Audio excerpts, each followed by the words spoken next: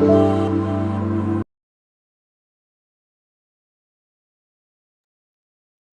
so ladies and gentlemen, magandang gabi sa ating lahat and happy National Women's Month.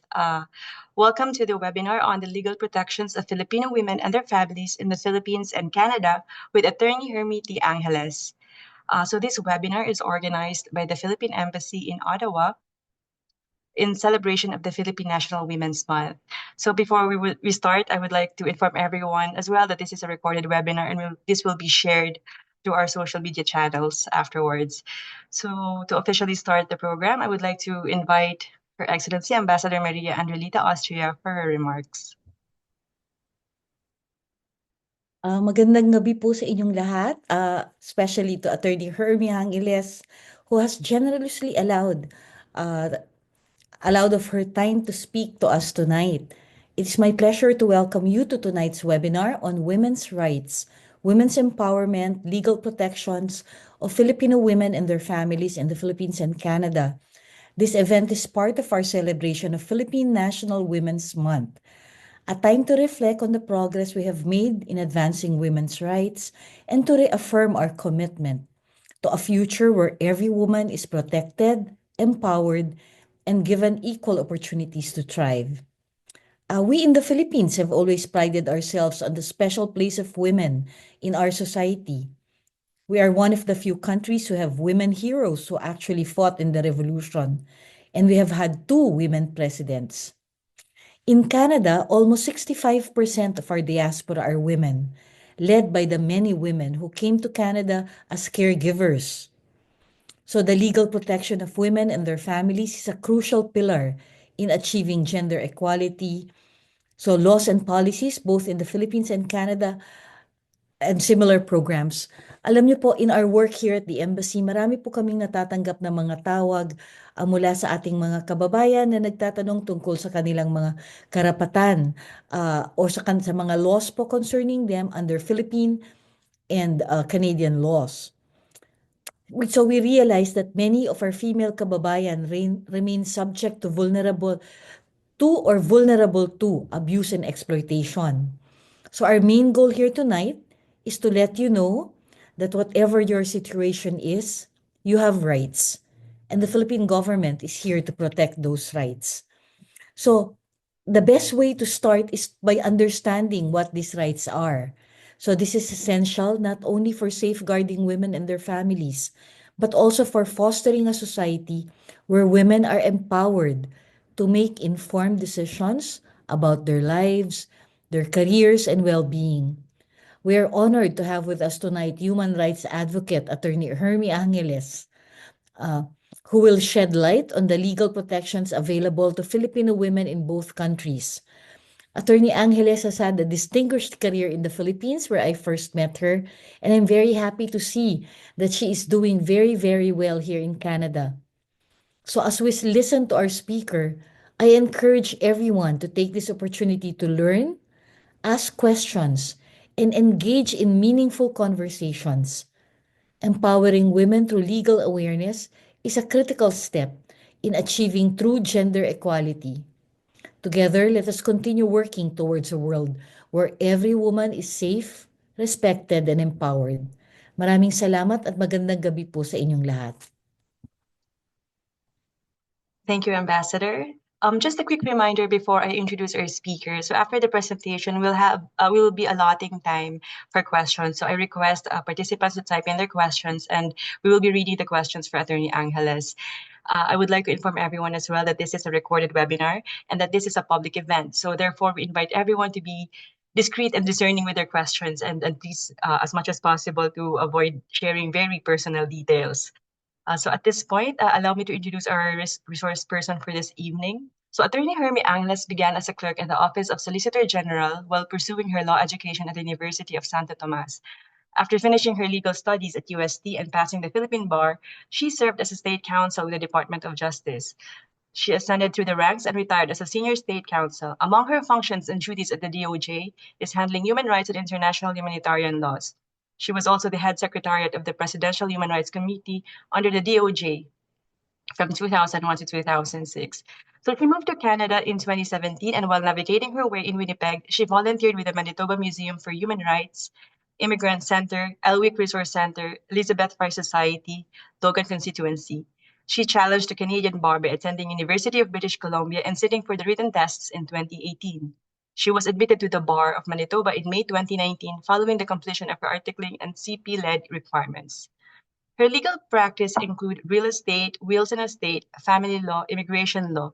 While being a solo practitioner, she continues her advocacy and public service through the Legal Aid of Manitoba, as well as by giving free lectures and raising public knowledge about Canadian and Philippine law to Filipinos in the Notre Dame constituency, Knights of Columbus, and Seven Oaks divisions. Mga kababayan, it is my pleasure to welcome our speaker, Attorney Hermie Angeles.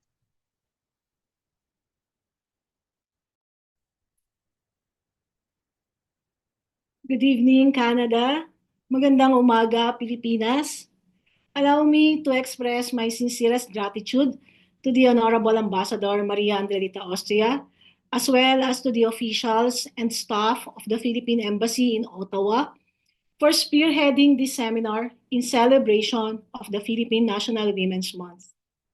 The topic I have been assigned to discuss with you today is women's rights, women's empowerment, legal protection for Filipino women and their families in the Philippines and Canada. But before we proceed, please note that my discussion is for general informational purposes only.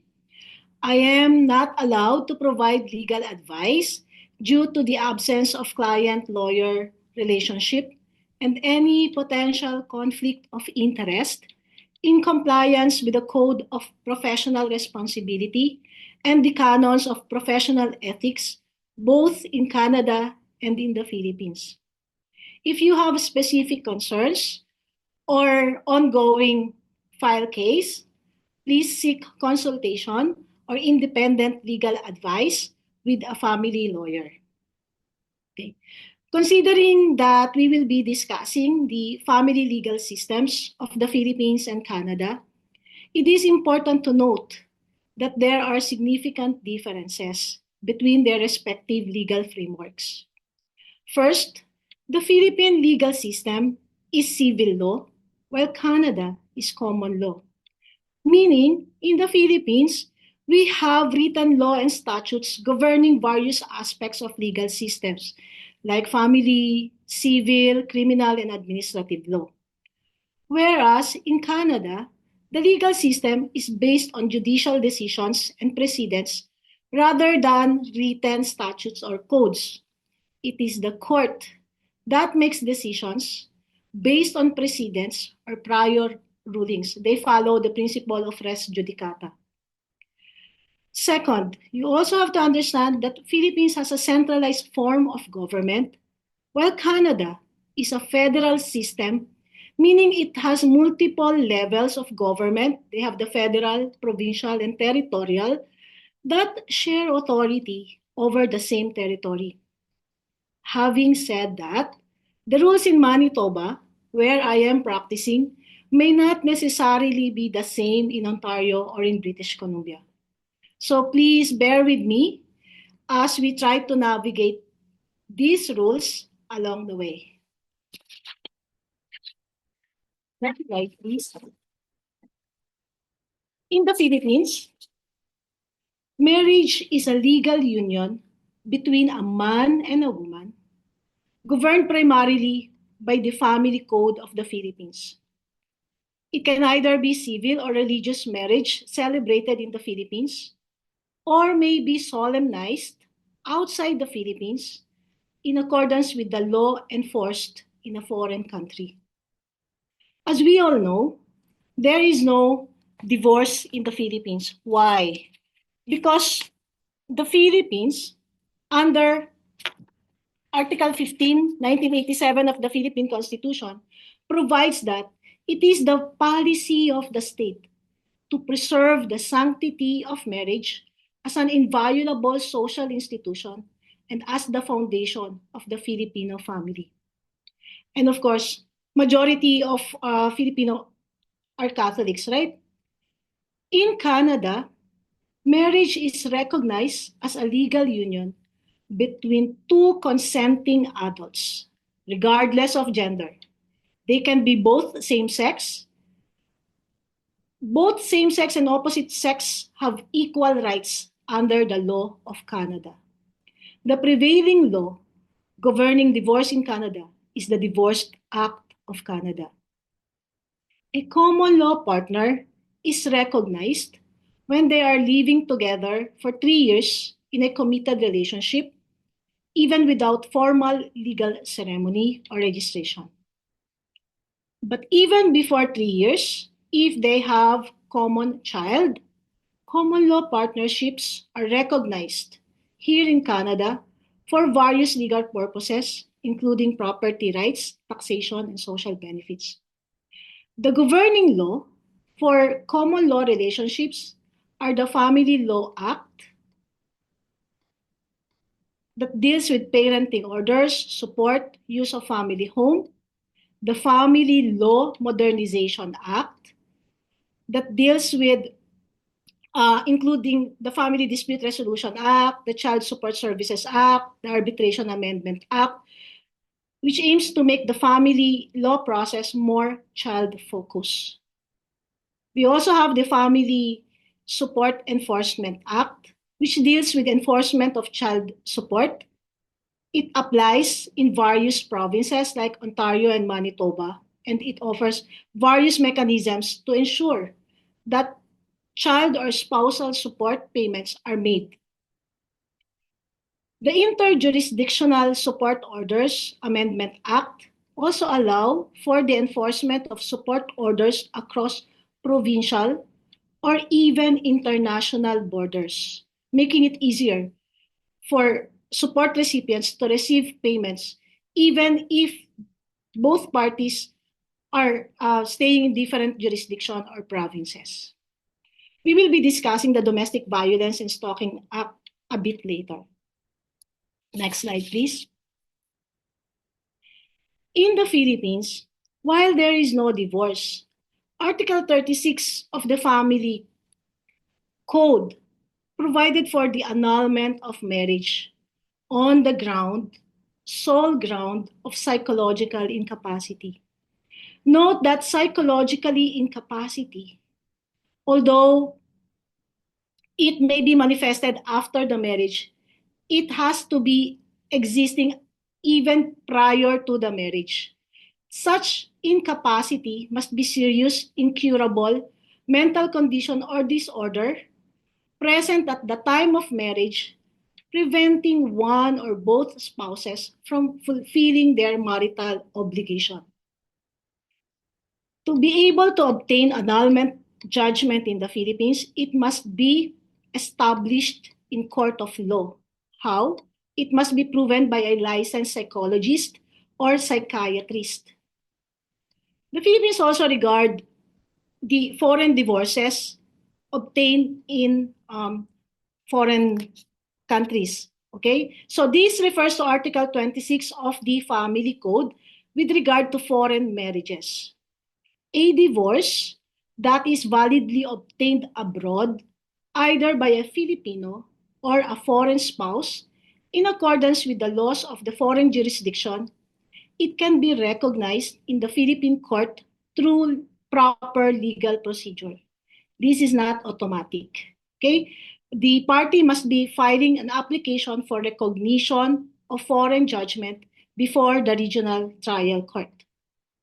For Filipino Muslims, however, divorce is allowed under the Code of Muslim Personal Laws. In Canada, under the Divorce Act, the ground for filing a divorce for married couple is permanent breakdown of marriage. Permanent breakdown of marriage could either be the spouses have been separated or have been living separate and apart for at least 1 year. I want to emphasize that to be considered separated, the spouses must be physically separated, and one or both of the spouses must intend to be physically separated.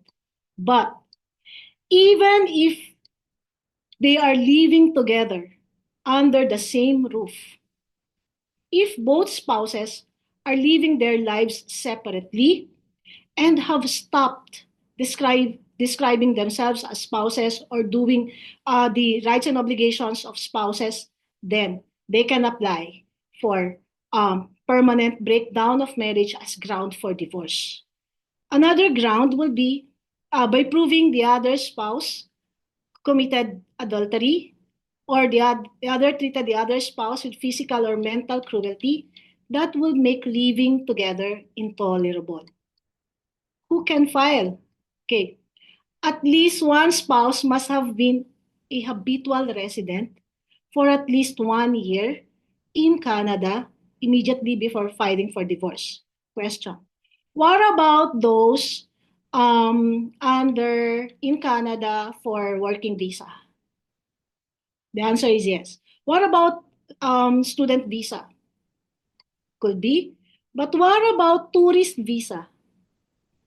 So many people asking, and there are other people saying, as long as you are habitual resident, and there are some that are holding visitors visa, so meaning they are still Filipino citizen, right? And the other party happens to be in the Philippines. It may be allowed in Canada, but divorce for both Filipino citizens are considered void under Philippine jurisdiction. So take note of that. Next slide, please. What is legal separation? Okay, there is legal separation in the Philippines, just to let you know. But in the Philippines, legal separation is a judicial process. While married couple can live separately, they remain legally married. The grounds for legal separation is exclusive. So these are the grounds: repeated physical violence or grossly abusive conduct directed against the petitioner, a common child, or a child of the petitioner, physical violence or moral pressure to compel the petitioner to change religious or political affiliation, attempt of respondent to corrupt or induce the petitioner, a common child, or a child of the petitioner to engage in prostitution or connivance in such corruption or inducement. Final judgment sentencing the respondent to the imprisonment of more than 6 years, even if pardoned. Next slide, please. Go back one more. Next slide. Okay, drug addiction, thank you, or habitual alcoholism of the respondent, lesbianism or homosexuality of the respondent, contracting by the respondent of a subsequent bigamous marriage, whether in the Philippines or abroad, sexual infidelity or perversion, attempt by the respondent against the life of the petitioner, or abandonment of petitioner by respondent without justifiable cause for more than 1 year. In Canada, unlike in the Philippines, legal separation is allowed even if there is no formal process, okay, by agreement, legal separation agreement, okay? But the married couple remains legally married. The legal separation agreement covers terms such as child spousal support, child custody and access, and property division. Unlike in the Philippines, a separation agreement in Canada is legally binding if both parties agree to it, and it can be enforced by the court. It is in equal footing with court judgment, and it is enforceable. Okay? In the Philippines, if married couple would draft their own separation agreement, it can be considered as collusion. Next slide, please. What is collusion? Collusion refers to a secret or illegal cooperation or conspiracy between two or more parties, typically with the aim of deceiving or defrauding others or achieving an unfair advantage. In family, collusion may occur if the couple would involved in a divorce secretly agreeing to fabricate facts or to mislead the court in order to obtain divorce. That is not allowed. Another is connivance. Connivance typically involves someone being aware of the wrongdoing or misconduct, but choosing not to stop it. Okay? So, oftentimes, if one spouse knows that the other one is committing adultery, but encourages it to gain beneficial or advantage, that is not allowed. And last is condonation. Condonation involves the voluntary forgiveness by one spouse of the other spouse's misconduct. Okay? Effectively wiping the slate clean for the wrongdoings in the eyes of the law. So these are the common principles between Philippines and Canada. Next slide, please. What is the Convention on the Service Abroad of Judicial and Extrajudicial Documents in Civil or Commercial Matters? So what will happen is this. When you file divorce in Canada or annulment in the Philippines, next step would be to serve it to the other party. If the other party happens to live in Canada or lives in the Philippines, service is done through the Hague Service Convention. So you cannot just ask your sister or common friend to serve it and give the copy of the petition to the respondent, but rather it has to pass through the central authority. The central authority for the Philippines is the Office of Court Administration under the Supreme Court. And in Canada, it is the Attorney General or maybe the Minister of Justice of the provincial or territory or the Ministry of the Attorney General. So what will happen is that, and I usually do this for clients, like after filing, I will email or serve the copy of the petition and all judicial documents attaching to the petition via courier to the Office of Court Administrator under the Supreme Court. The court administrator, as the central authority, will then forward it to the court having jurisdiction to the respondent. Let's say the respondent lives in Tawi-Tawi or lives in Makati. So they will forward it to the regional trial court having jurisdiction over that place. And it is the sheriff who will serve it to the respondent, and that sheriff will execute an affidavit of service. The executive judge will also execute the form required under the Hague Service Convention and will revert it back to me. Once I receive it, I will file it before the court for court determination. Same is true if it is in the Philippines and the respondent is in Canada. Okay, next slide, please. Child support. Okay.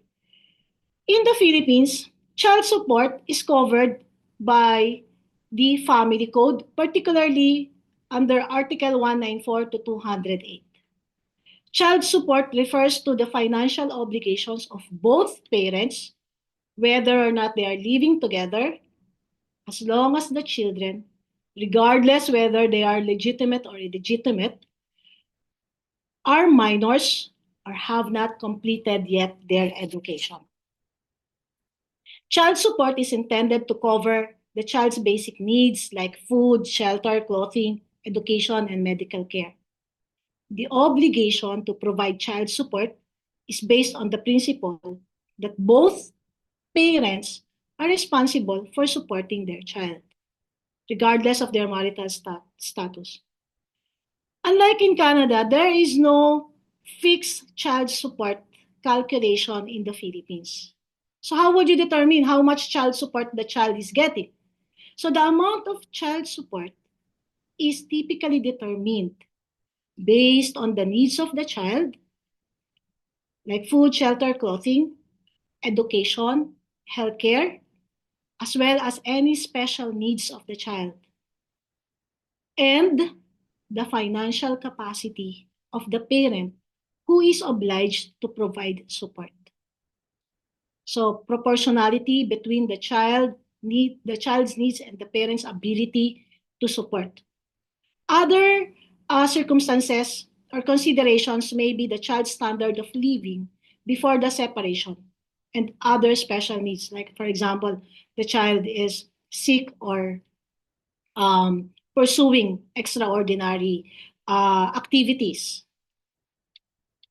In Canada, child support refers to the financial support that a parent provides for the care and upbringing of their children after separation, divorce, or in cases of unmarried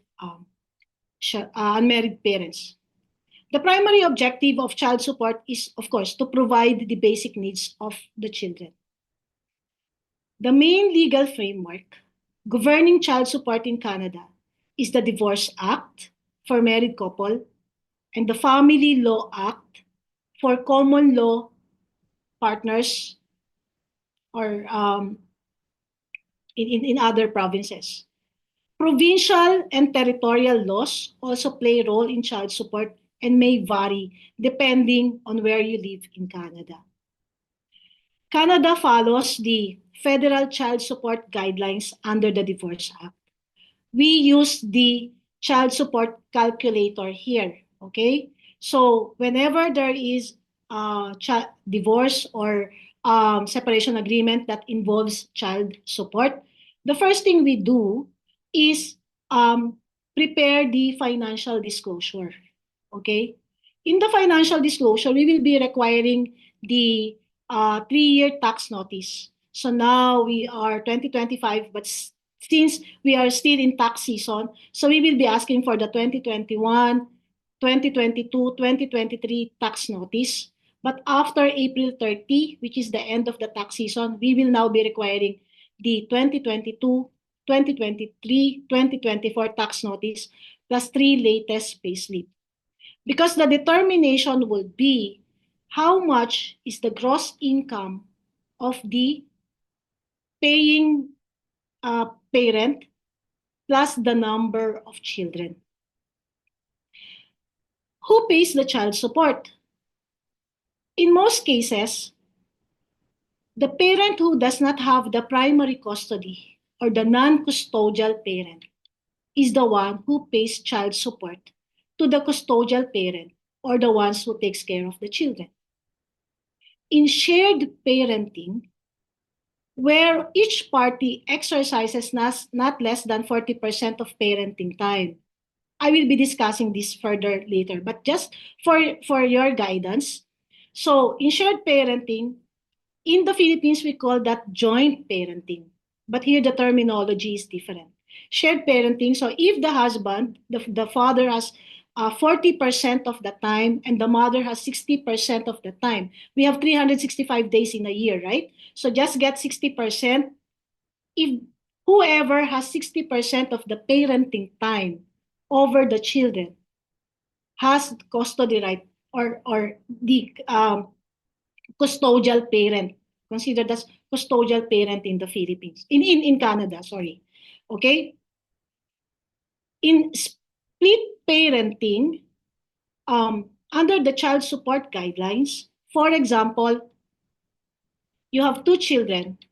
The eldest is with the mother and the youngest is with the father. So both parents will be paying child support, right? But since under the split parenting, there will be offsetting of child support, and whoever is having the higher gross income will be paying the other one. Okay? So if, for example, the father is receiving $100,000 as gross income, and the mother is receiving $60,000 gross income in a year. So most likely it is the father that will be paying the mother for child support. Okay.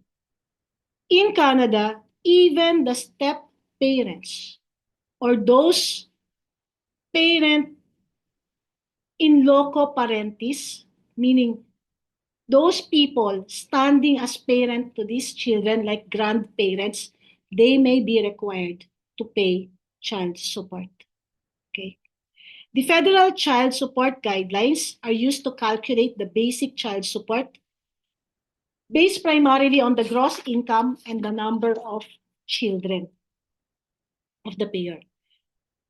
Under Section 7 of the Federal Child Support Guideline, aside from basic child support, the parent may also be required to contribute to special or extraordinary expenses.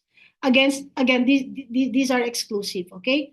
So what are those? These are the health insurance premium or health-related expenses, dental care, educational expenses, both including primary, secondary, post-secondary education, child care expenses, and other extracurricular expenses like if the child doing the taekwondo or swimming, so covered yon ng extraordinary expenses. We also ask for retroactive child support. So meaning the payment for child support could go back from the time of separation, even if you ask child support in year 2025, but the parents are living separately since 2023. So we can ask retroactive child support from the time of separation. Next slide, please. How do you enforce child support? So this is where the challenge lies. In the Philippines, parents can enter child support agreement if they are in agreement about the amount and terms of support. This agreement may nevertheless have to be submitted to court for approval to make it enforceable. If the parents cannot agree, then they have to go to court where a judge will determine how much will be the child support based on the specific circumstances of the child. In the case of separation or divorce, the court may issue an order detailing the child support obligation of the non-custodial parent. Note that in the Philippines, proof of paternity is required. Remember, in Canada, even if you are a step-parent or even if you are a grandparent, if you stand in loco parentis to the child, you may or you can be required to pay child support. But in the Philippines, not necessarily. Okay? Proof of paternity must be established. And you have to obtain a writ of execution for non-payment of child support for it to be enforced. If a parent fails to pay child support as required by court order or agreement, the custodial parent can file complaint with the court to enforce the order. You can also ask for provisional support. What is provisional support? Meaning during the period of the litigation or the proceedings, the court can already issue an order requiring the non-custodial parent to pay child support while the legal process is ongoing. Okay, and then it will then issue the final order. So that will stand after the legal process. In Canada, we have the Family Support, Family Responsibility Office.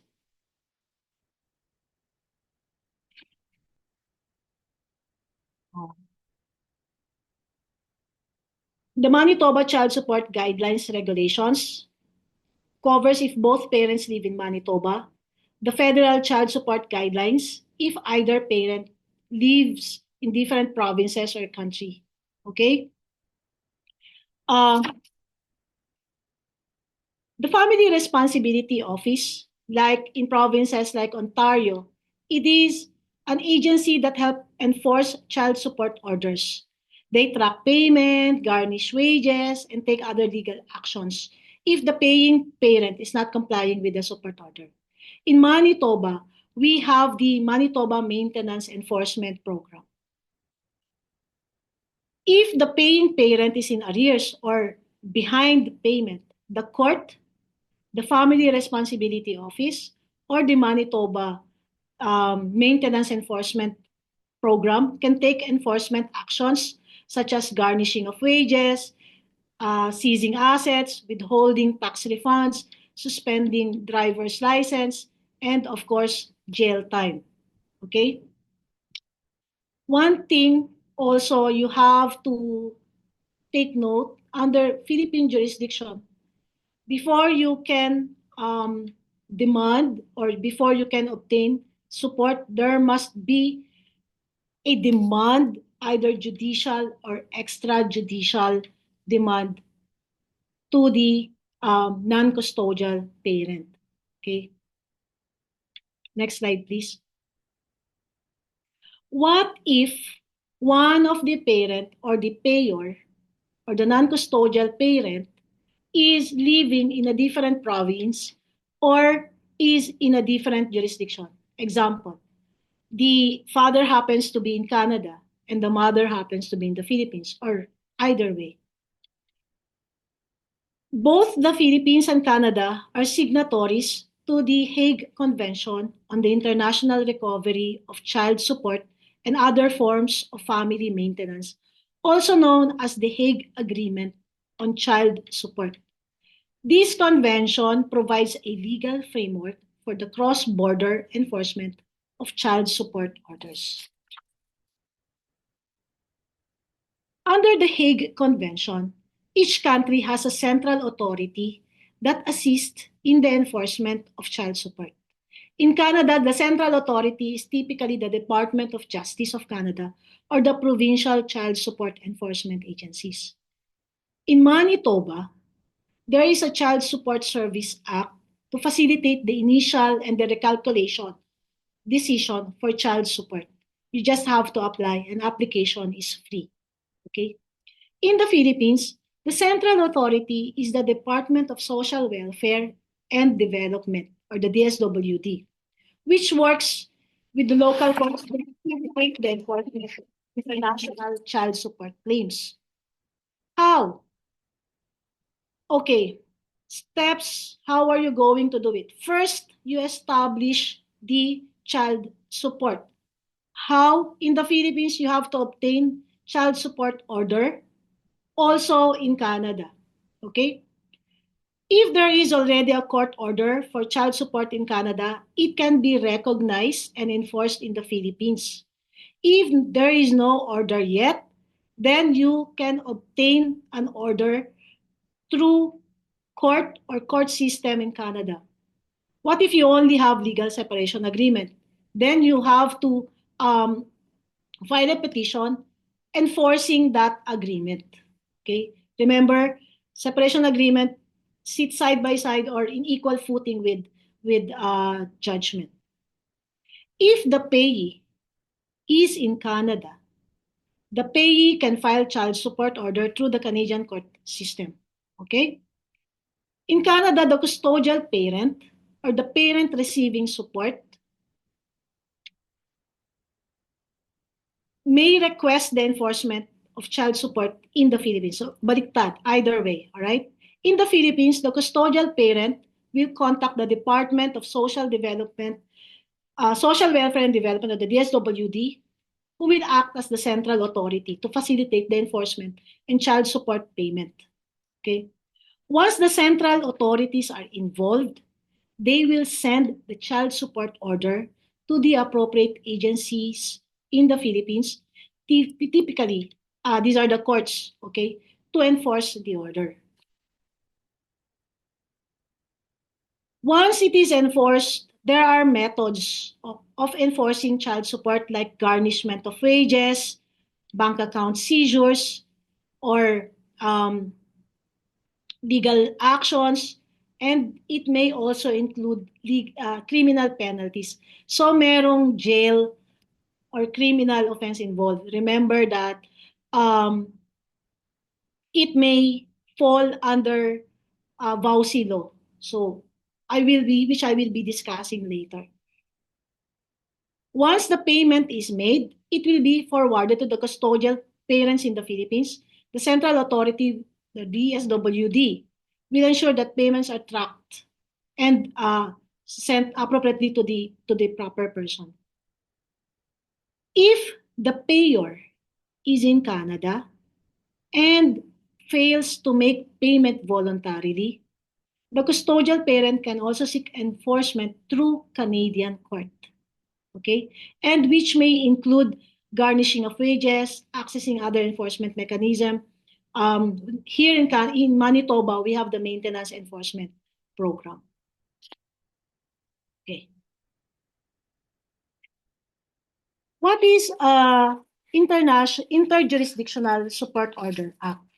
It is a legal mechanism used to enforce or modify child or spousal support across jurisdictions, meaning parties are in different regions, state, or countries.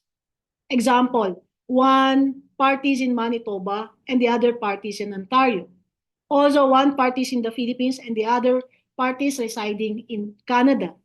So, the ISO allows for the establishment, enforcement, variation of support orders when the parties involved lived in different jurisdiction. How does it works? So kanina meron tayong steps under the Hague Convention. Here in ISO, first you have to register the support order in the jurisdiction where the payer resides. Okay, so this enables enforcement in the jurisdiction. It will establish jurisdiction over the party or over the payer where he is residing or living. If the payer moves to another jurisdiction, okay, the custodial parent can still enforce the child support order from the new jurisdiction, okay? And if the circumstances will change, either parent can request a modification of support order in a jurisdiction that has jurisdiction over the case where the child or the payer resides. One thing you have to understand is when you are dealing with cross-border child support or spousal support, you must have a child support or spousal support order. All right?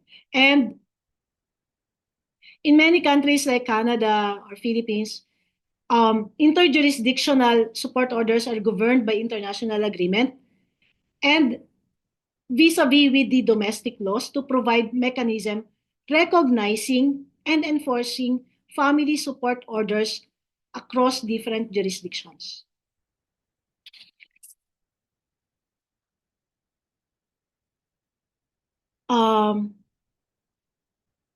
So how are you going to modify a spousal support or child support under the ISO? First, the custodial parent or the spousal support spouse entitled to receiving spousal support may file a request for an ISO with appropriate authorities in the jurisdiction where the payer resides. Okay, so the support order from the original jurisdiction is registered, and once the order is registered, the local authorities in the jurisdiction where the payer resides can take enforcement action, such as wage garnishment, seizing bank account, or even taking legal actions against the non-paying parent. Okay. Scenario. Example. A custodial parent is in the Philippines receiving child support order from a court in Canada. Okay?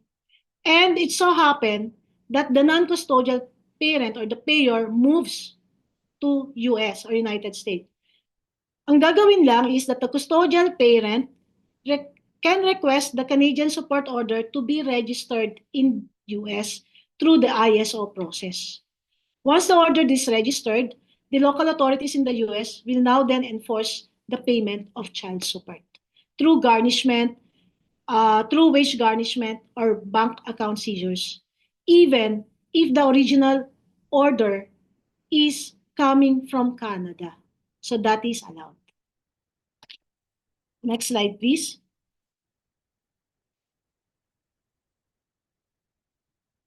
So what are the agencies involved in all these processes? For the Philippines, we have the Philippine Commission on Women, the DSWD. You can also seek yung local kasi tayo, no, yung Katarungan Pambarangay, You can also seek legal advice from public attorney's office and legal aid clinics.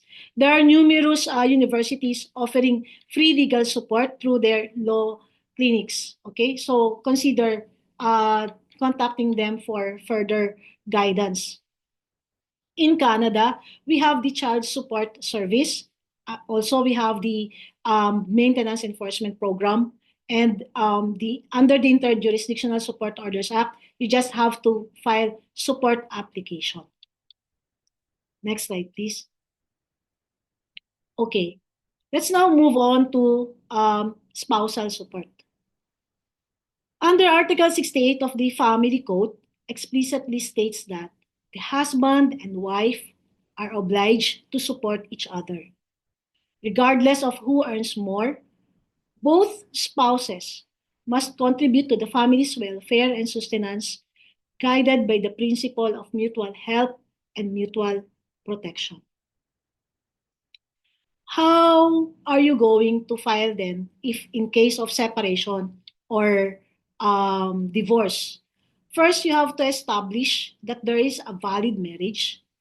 There is a need for the one spouse and the capacity to pay from the other spouse. And there must be a separation or annulment order.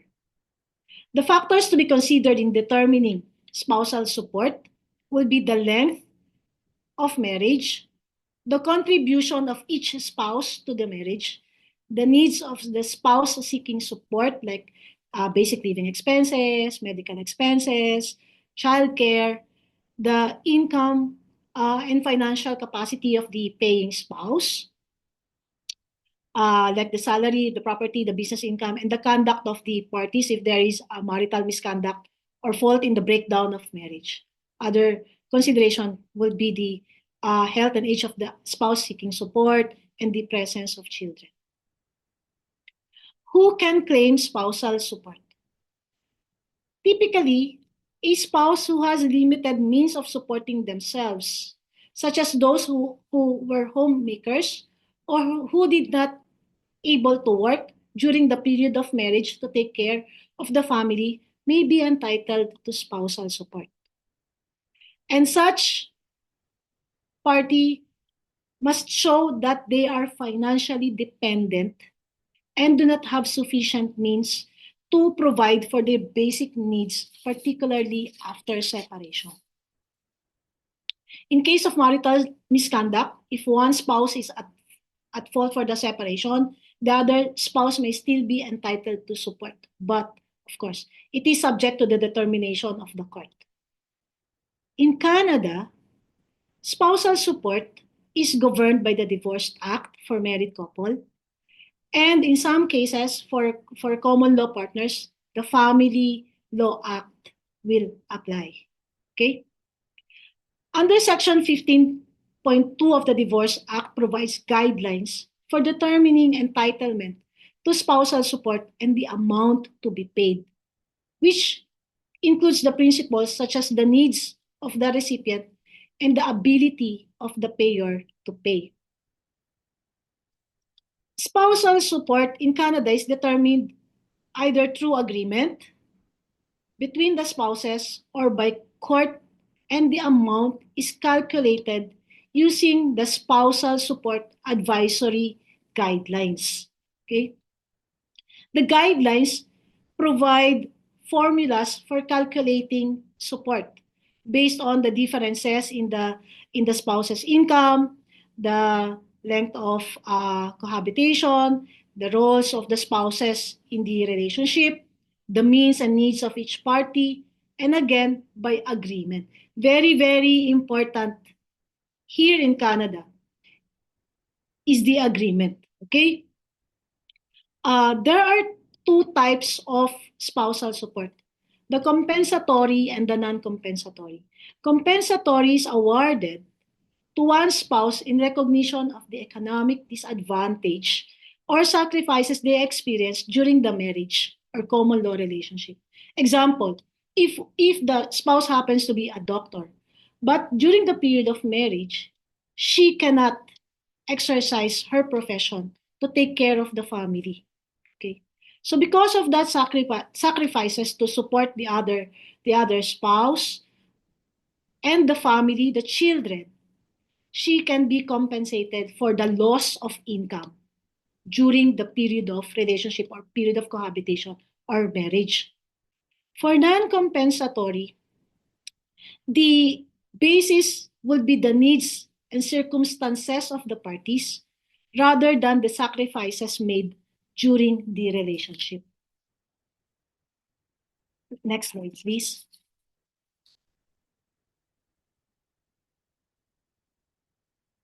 You have to understand in the Philippines, there are two types of spousal support. Permanent spousal support or temporary spousal support. Even in Canada, the permanent spousal support is a long-term support obligation that may be awarded in cases where the receiving spouse cannot reasonably support themselves after separation, divorce, or annulment. Temporary spousal support is a type of support awarded on a short-term basis only to support the spouse during the legal separation process or proceedings. So once it is done, then there will no longer be spousal support. Between child support and spousal support, bear in mind that both under the Divorce Act and the Family Law Act, and even under the Philippine law, child support is being given priority over spousal support. So how are you going to enforce spousal support? In the Philippines, you need to file a petition for support in courts. It has to be ordered by a court to be enforceable. Okay? Otherwise, if the paying spouse refused to follow, you can file contempt of court. You can go for wage garnishment, ask for writ of execution, and attachment of assets. In Canada, not necessarily through court order, it could also be by agreement. And it is enforceable by the Support Enforcement Program. In Ontario, they have the Family Responsibility Office. In British Columbia, they have the Support Enforcement Program.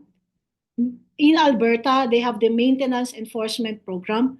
And in Manitoba, we have the Family Maintenance Enforcement Program. So what do? Okay, so once they have the order, they garnish wages, they could seize assets, properties, they can withhold tax refunds, they can suspend driver's license, they can report to credit bureau, and they can be held in contempt of court.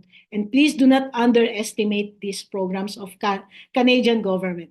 They are very, very efficient and very, very reliable, and you can run, but you cannot hide from them.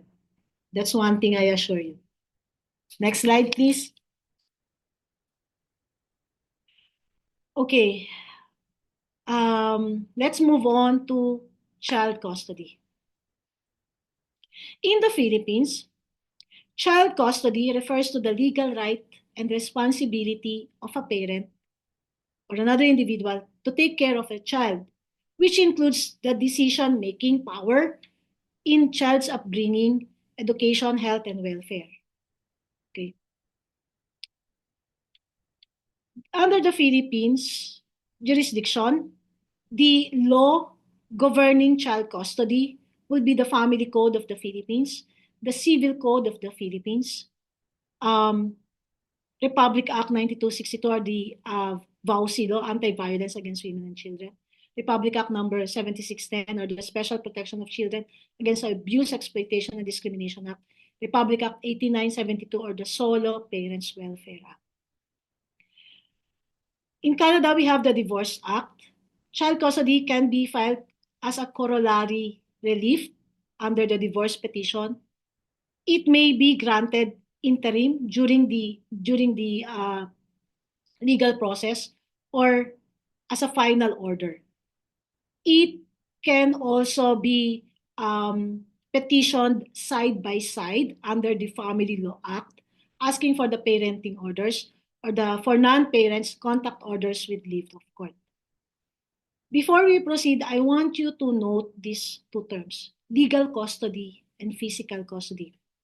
In the Philippines, we call it child custody. In Canada, we call it parenting. We have different terminology. Okay. Legal custody refers to the right of a parent to make significant decision about the child's life, such as decision about education, healthcare, religious upbringings, and other important aspects of child welfare. Physical custody referring to which parent the child will live with. The parent with physical custody is the one who provides for the child's daily care and home environment.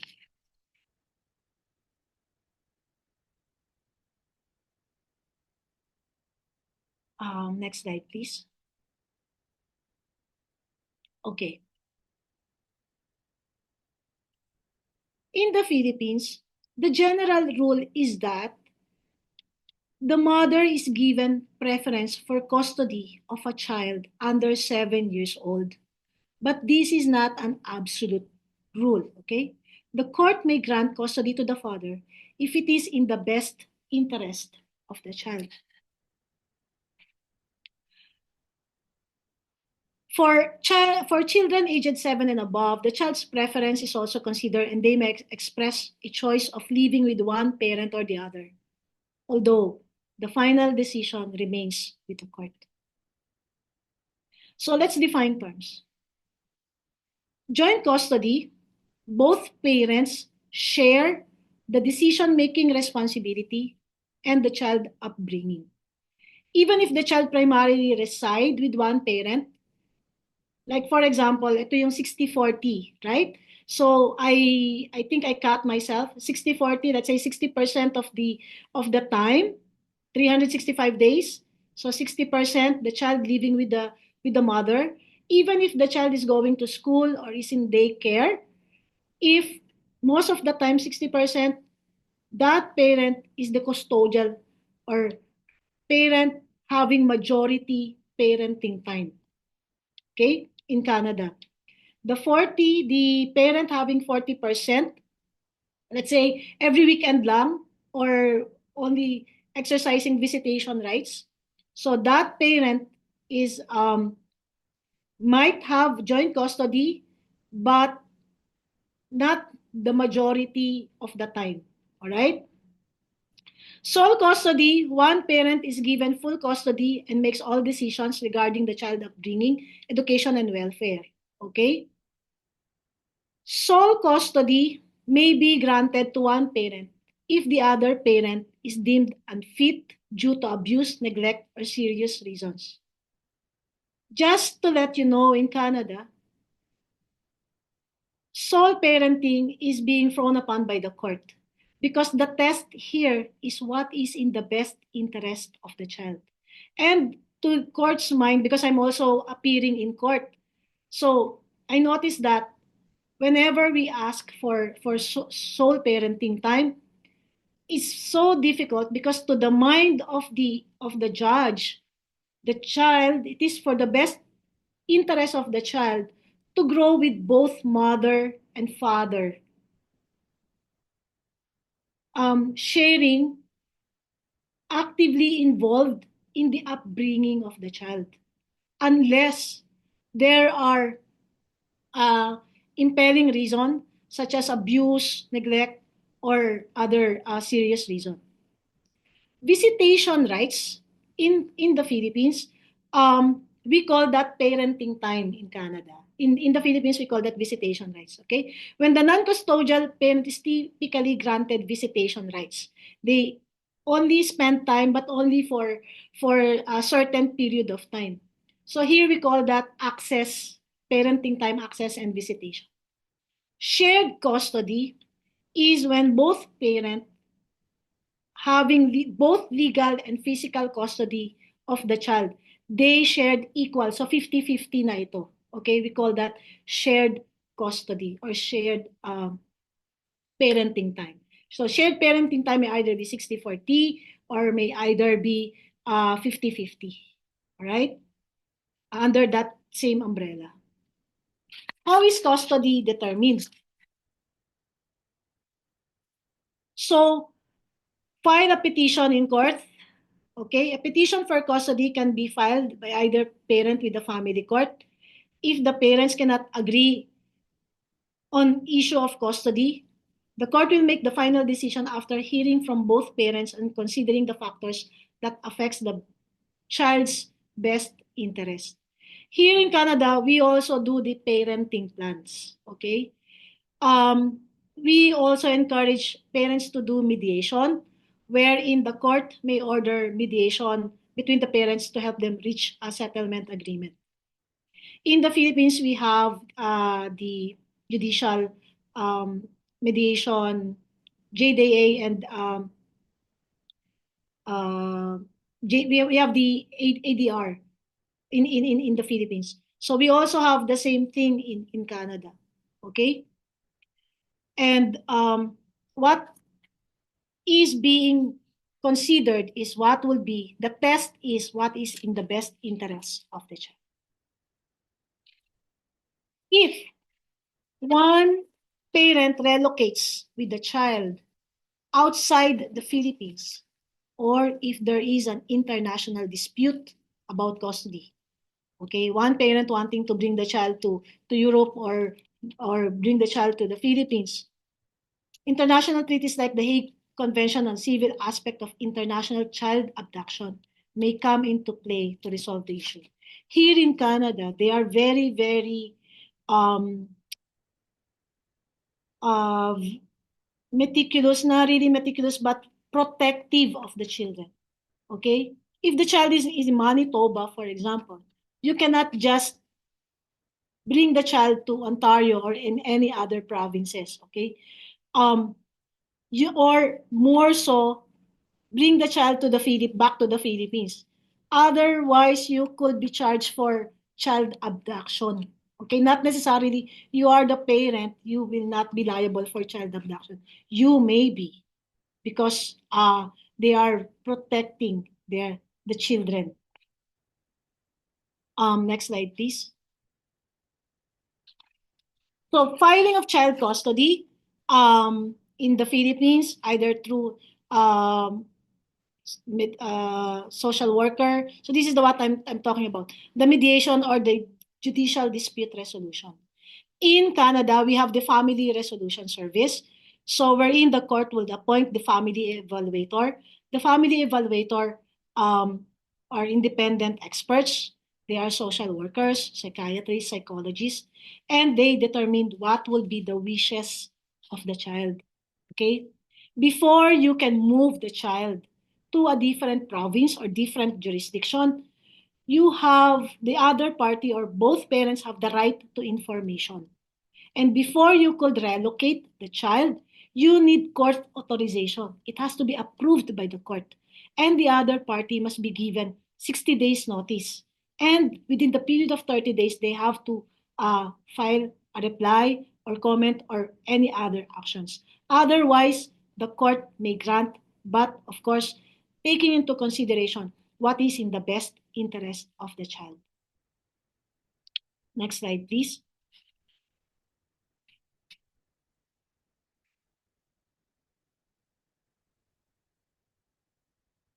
What are the child protection laws in the Philippines? So we have the Republic Act 9262, the Anti-Violence Against Women and Their Children Act, or VAUSI law. Republic Act number 7610, Special Protection of Children Against Abuse, Exploitation, and Discrimination Act. Executive Order number 53, strengthening the Committee of the Special Protection of Children, amending for this purpose Executive Order number 275, Republic Act number 9344, the Juvenile Justice and Welfare Act. For your information, we also have the Republic Act number 9231, the Anti-Child Labor Act, Republic Act number 10175, Cybercrime Prevention Act, Republic Act number 10627, the Anti-Bullying Act. These are laws protecting the children, Filipino children. The Department of Social Welfare and Development plays a significant role in child protection. providing social services. They are in coordination with the local government unit to enforce child protection laws. Okay? The National Child Protection Authorities as well is tasked with implementing programs and strategies aimed to protect children from abuse, exploitation, including training our stakeholders on child welfare issues. In Canada, the child protection law is covered by the Divorce Act, also by the Criminal Code. There are also provincial and territorial legislation. In Manitoba and Ontario, we have the Child and Family Services Act. In British Columbia, we have the Child, Family and Community Service Act. And in Quebec, we have the Youth Protection Act.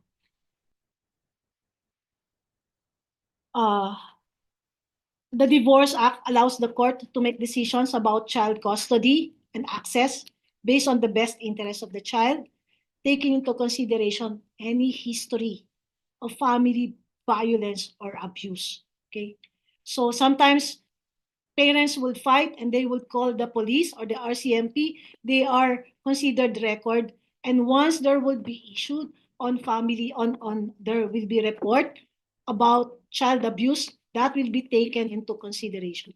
Okay, the Criminal Code addresses child abuse and neglect, including laws related to physical and sexual abuse. Next slide, please. Okay. Can we go back one more? One more slide. Okay. Okay. So here's the question. Is discipline administered by a parent or legal guardian on a child considered cruelty? The answer is no, if it is reasonably administered and moderate in degree and does not cause physical or psychological injury. What is physical injury? To be considered as child abuse.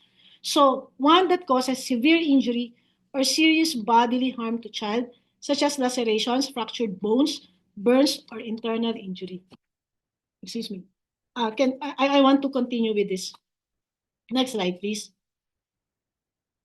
What is physical injury? Okay, as to be considered child abuse. One that harms a child's psychological or intellectual functions. This may be exhibited by severe anxiety, depression, withdrawal, or outward aggressive behavior, or a combination of said behaviors. Especially in Canada, mental health is very, very important. Child neglect is when there is failure of a parent or legal guardian to provide for reasons other than poverty, adequate food, clothing, shelter, basic education, or medical care. That would seriously endanger the physical, mental, social, and emotional growth and development of the child. Can we go back to the previous slide, please? Okay. Family violence. Here in Canada, every province and territory has a child welfare agency, okay? Responsible for investigating allegations of child abuse or neglect and providing services to children and families in need. Why am I highlighting allegations? Because under the law of Canada, there is mandatory reporting, okay? Is it in the next slide, please? Is it in the next slide? Oh, previous slide. Three slides ahead. Sorry. Previous slide. Perfect. Thank you so much. If teachers, doctors, social workers, or your neighbor would report about allegations of child abuse or neglect to authorities, not only the family support, the child and family services agencies, we have the child welfare agencies or child aid society and family and child services. They can investigate, they can file necessary actions against the parent. These agencies have the authority to investigate concerns about child well-being, provide services, and in extreme cases, they can remove your children from your home to protect them. So what are they going to do? The children can be placed in a foster care or with relative, or the agency may seek that the child be placed for adoption. So it is not necessarily correct that you cannot spank your children here, but if you go back to the definition, when a discipline or spanking a child would constitute child abuse. So can we go back to that slide, please? So if it is just moderate in degree or does not cause physical or psychological injury, that's fine, okay? But if it will go beyond that, then that would be considered as family violence. And if the court or the agency would find out that there is indeed family violence, the parents can be ordered for supervised access or restrict contact. The court may even issue protection order or restraining order against your children. Okay? You cannot just come near your children. But because here the test is what is the best interest of the child. Okay? Always child focus. And they can put the child in a foster care or in adoption where they believe that the child will be given better care and protection. Next slide, please.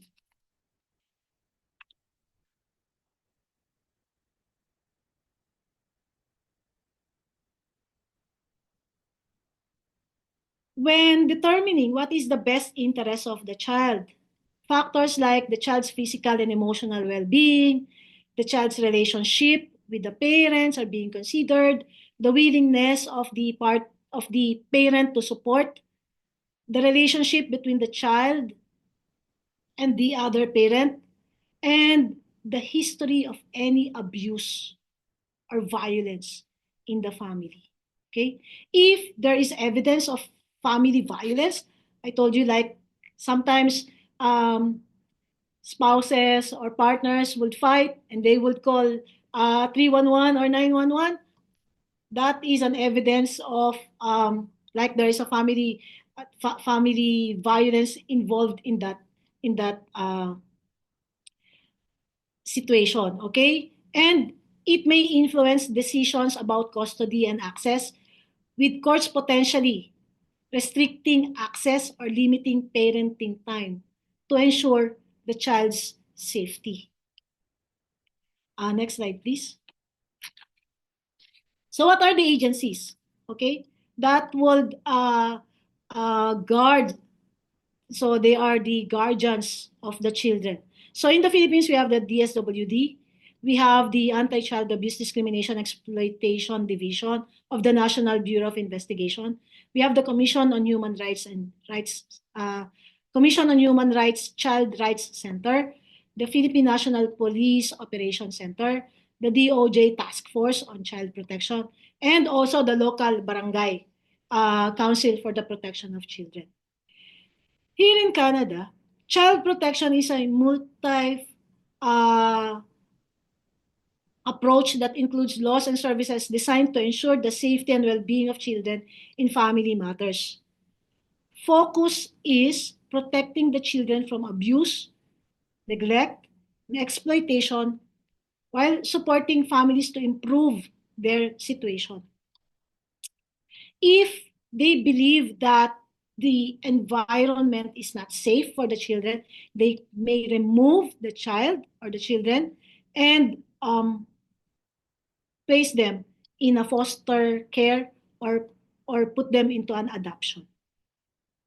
In Ontario, the provincial and territorial child protection agencies, we have in Ontario like the Children Aid Societies, in British Columbia, Ministry of Children and Family Development, The ministry handles child welfare matters, including child protection, foster care, adoption, services, and support for children in need. In Quebec, we have the Direction de la Protection de la Jeunesse.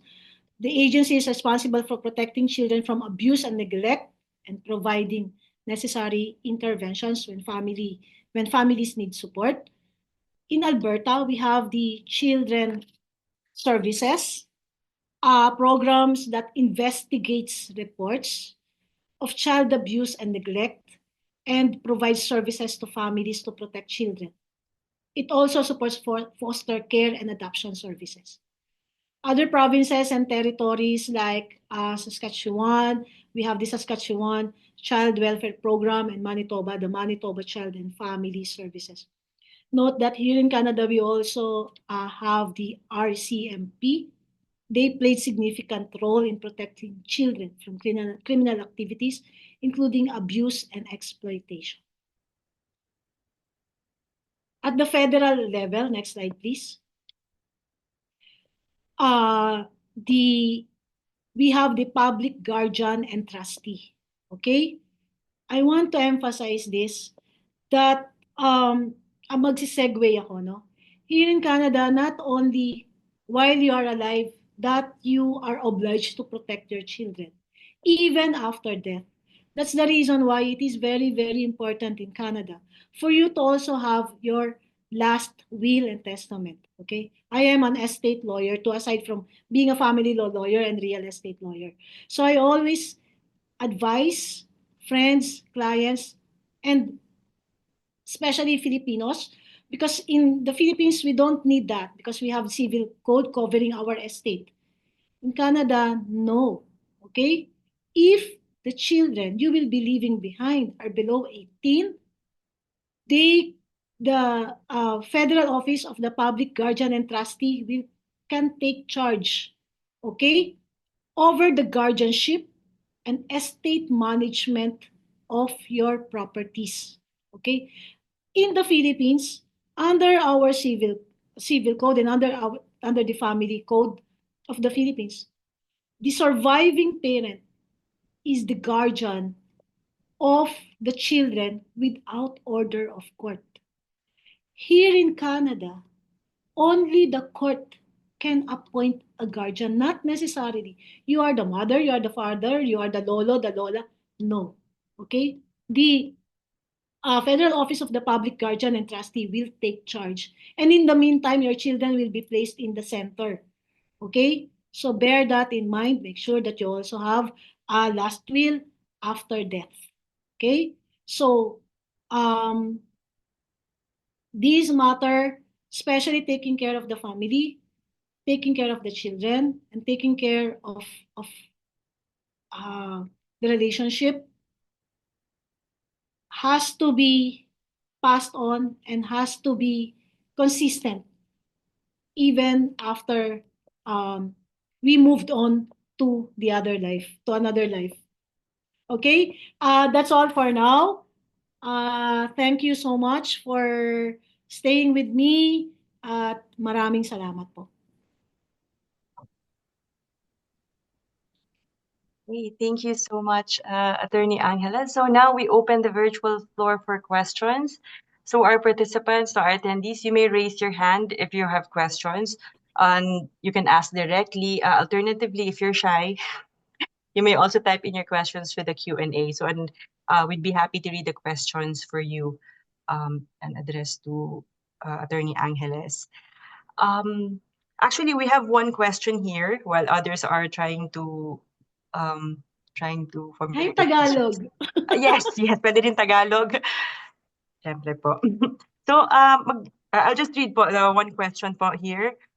Can you enlighten us about cases of infidelity? So, example, the spouses in Canada, may habol po ba ang pamilya in the Philippines? Pwede bang kasuhan yung spouse na nasa Canada? Or pwede po ba silang isumbong sa Canadian government and ipa-deport? Thank you. Okay. Adultery in Canada is not a criminal offense. Okay. So unlike in the Philippines, covered by RPC, Revised Penal Code, here it is not a criminal offense, but it is a ground for divorce. For adultery to be a ground for divorce, it has to be established. It has to be proven that um, there is really adultery or infidelity. Okay, so but criminal offense, no. Yeah, they have different views here. So in that case po, attorney, they can hire a lawyer po na based in the jurisdiction in that same province. And they will be parang subjected to like the laws of that province. Ganun po ba yun? Or may habol din po ba from the Philippine side? So what will happen is that, as based on my explanation a while ago, what you could do is that you can file petition for spousal or child support in the Philippines, and then using the ISO or the Hague Convention, you can register it here in Canada or enforce it here in Canada. And if that husband would go back to the Philippines, that's when, since there is already a case filed, kasi pwede mo rin yan sampahan side by side with VAUSI law. Okay, VAUSI law is both a criminal and a civil case. So, meron siyang jail time. I think the penalty will be prison correctional. 1 day, 6 months to 6 years. So, pagdating niya ng immigration, makikita meron siyang criminal record. So, that's when. But, while here in Canada, what you can run after will be the support, the child support. Thank you, Attorney Hermie. I have another question here. May nag-submit po, but just wondering also if there's other questions from the participants. Okay, so maybe I'll just proceed to the next question. So this is actually related po kanina when you mentioned yung parenting. So what are the do's and don'ts for disciplining a child in Canada? I think po very specifically, like halimbawa, pag natapik ba, ganyan. Is that pwede na ba kayong itawag? I think those are the concrete examples po. Paano ba yan? Ako, actually, I'm also a mom, alright? So, not necessary, kasi very empowered. Just to let you know, here in Canada, children are very empowered.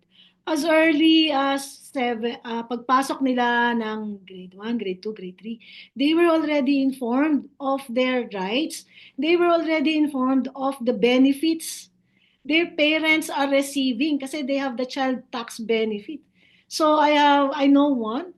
So grade 1, grade 2 yung anak. Pagdating sa bahay, nagtatanong yung anak, nasaan yung child tax benefit niya? So, ibig sabihin, the child are informed. The children were made aware of their rights and what are the agencies they could call on.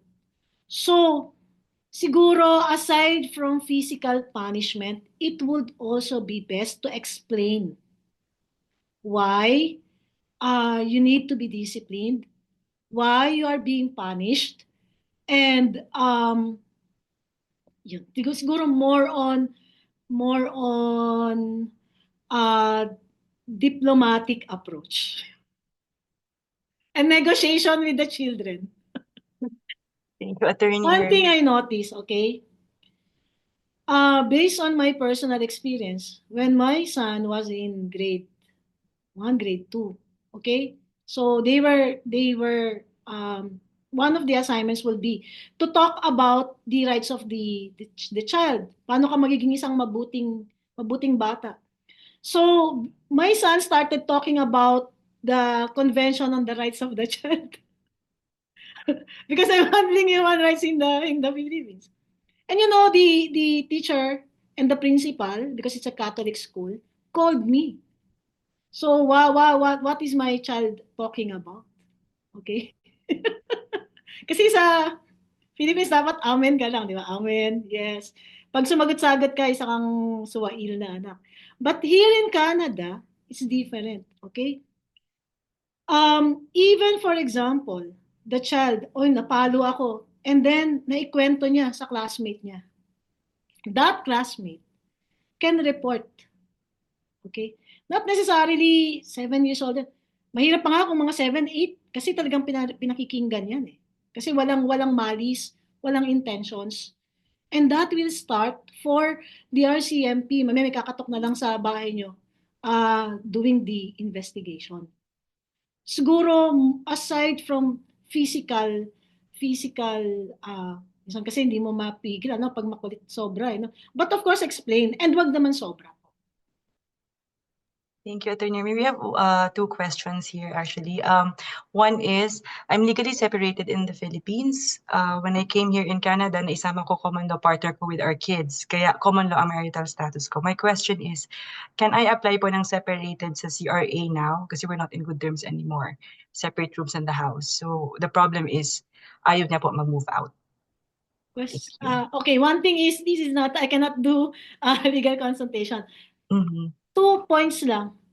So legal separation, there's an order for legal separation in the Philippines because legal separation in the Philippines has to be through court process. Yes or no? Who is can we put yung nag-question? On speaker? Naka-anonymous po siya, Attorney. Okay. But if they would like to one type in the... One thing you have to understand is that when you speak of legal separation in the Philippines, meaning there is a court order. So I presume there is a court order.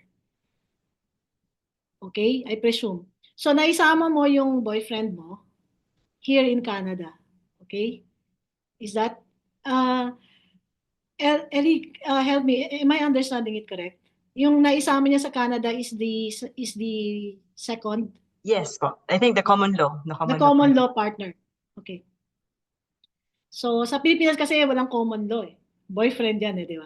So, pagdating mo ng Canada, so naisama mo siya sa Canada, so common law kayo, provided that you establish cohabitation for a period of 3 years. Or even before 3 years, if you have a common children, so common law. So, I presume that when you apply, ang status niya is common law. Kaya mo siya naisama rito sa Canada. Okay? I also do immigration.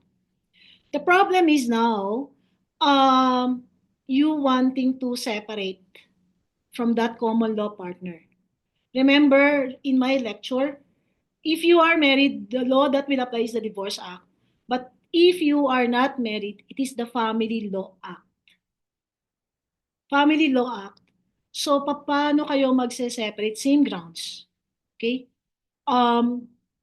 Even if you must be physically separated, or even if you are living under the same roof, you must stop describing yourselves as common law partner or stop doing the rights and obligations of a common law partner. Okay? Pwede mo ba siyang i-declare sa tax? Yun ba yung question niya? Sa tax purposes or sa immigration purposes? CRA po. CRA. Tax purposes.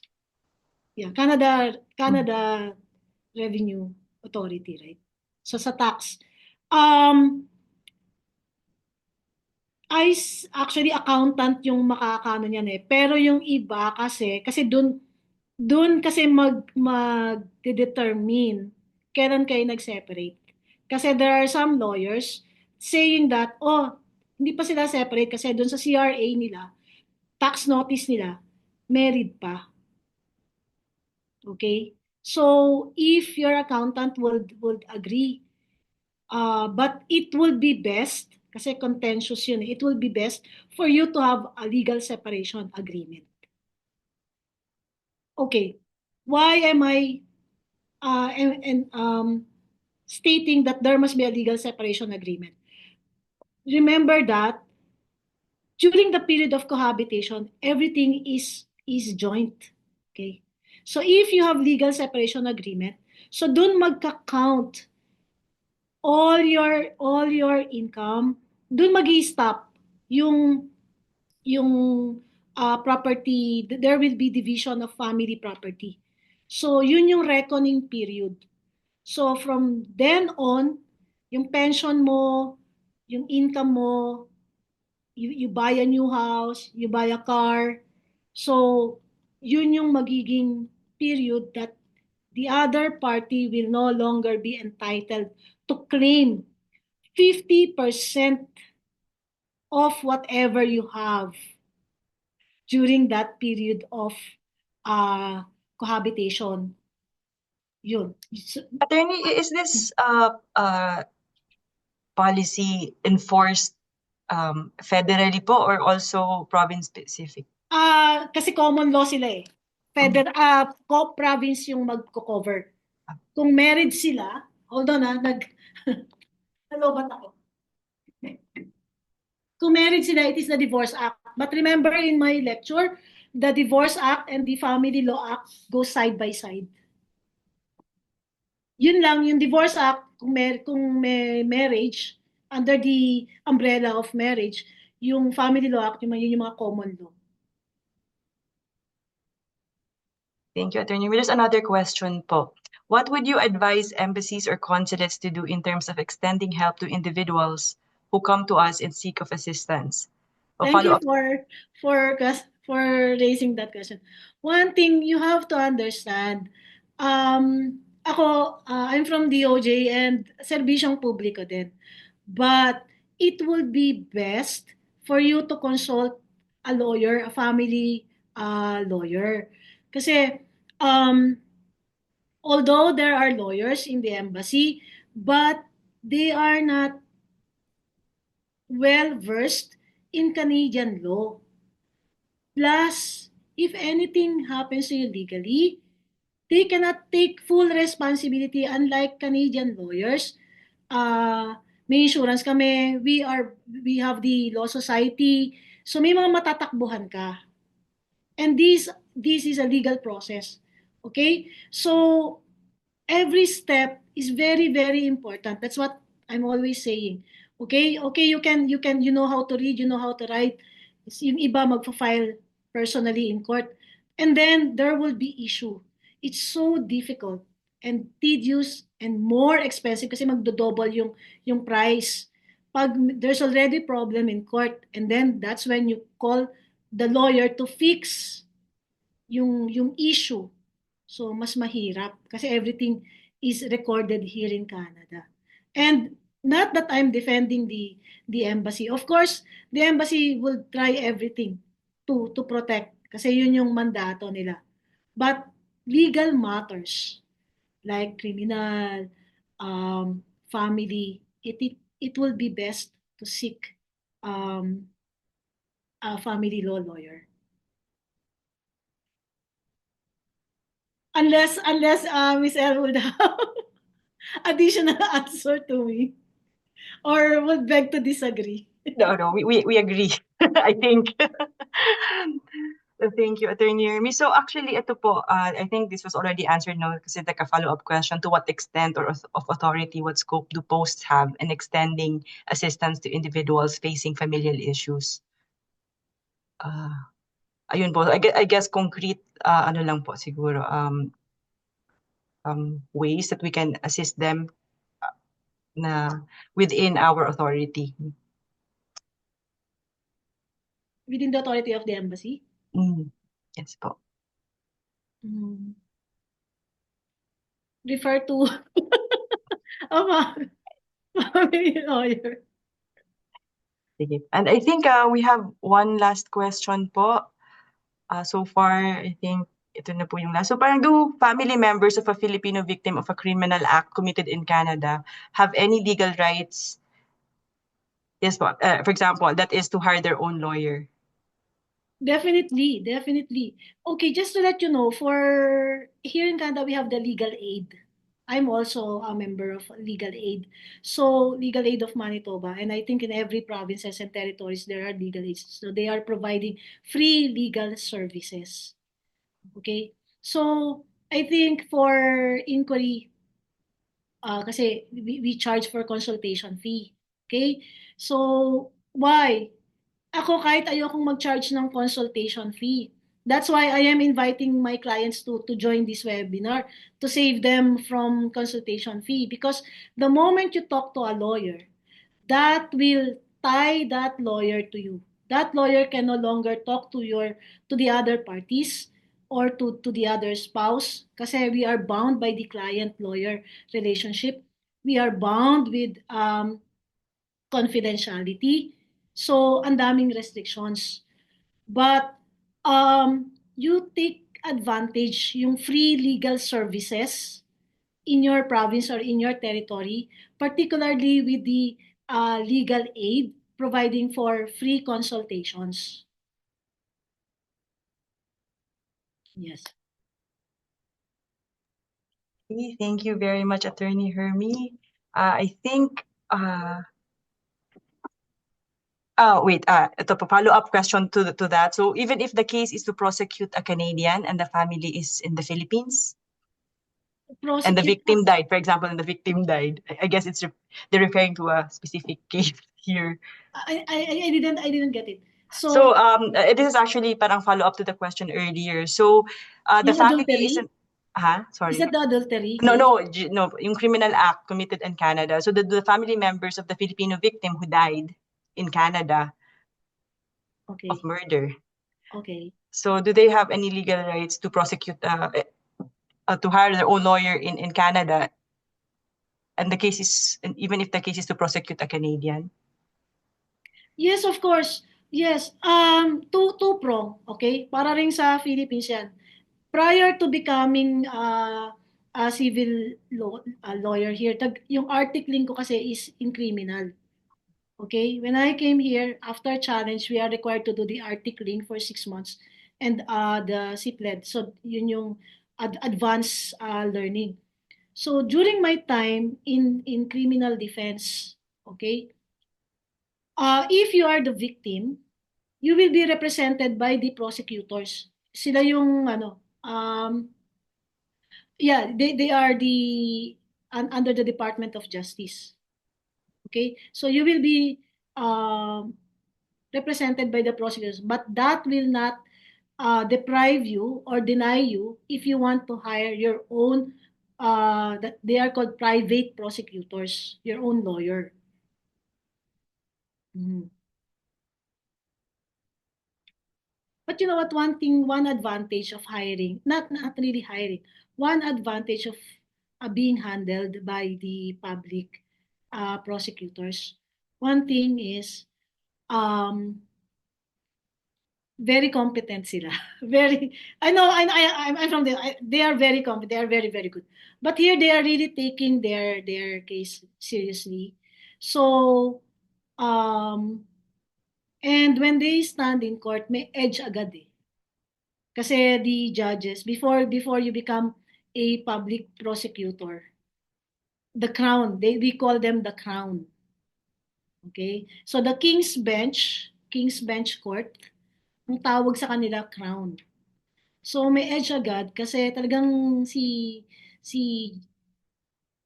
justice, we call them my lord or yon justice.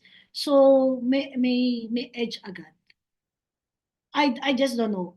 But if you are not confident and kung may means ka naman to pay, so yeah, nobody is denying you to hire a private prosecutor. Thank you so much, Attorney Hermie. So I am not seeing any questions. No one's raising their hand. No one has typed in more questions. So having no more questions, I think that ends our session tonight. On behalf of the embassy, we would like to thank you, Attorney Hermie, for a very informative and insightful discussion. So it's been quite a heavy session, but we hope that this has enlightened our attendees on some issues, especially those related to family issues. So to those who have joined us here in Ottawa from the different provinces and also those who are tuned in from the Philippines, thank you once again for joining us this evening. Maraming salamat. Maraming salamat po for inviting me over. It is my pleasure to be part of this advocacy. You know, human rights is my first love because I was trained in DOJ for on human rights and isang karangalan ng maging parte nitong programang ito, talking about family law. And hopefully next time meron na natin tayong estate planning. And Thank you very much for the offer, guys. attorney. We might take you up on that. Yes. Maraming salamat po sa lahat po ng dumalo. Madam Ambassador, thank you so much for considering me to be part of this event. And thank you so much Of course, attorney. I think the ambassador lang is on the road lang po. But she's tuned in. She's Yes. tuned It in. is my pleasure. Always my pleasure to be working with you. So once again po, maraming salamat po sa Thank mga you. attendees po natin. Thank you po and good evening. Magandang gabi. Salamat po.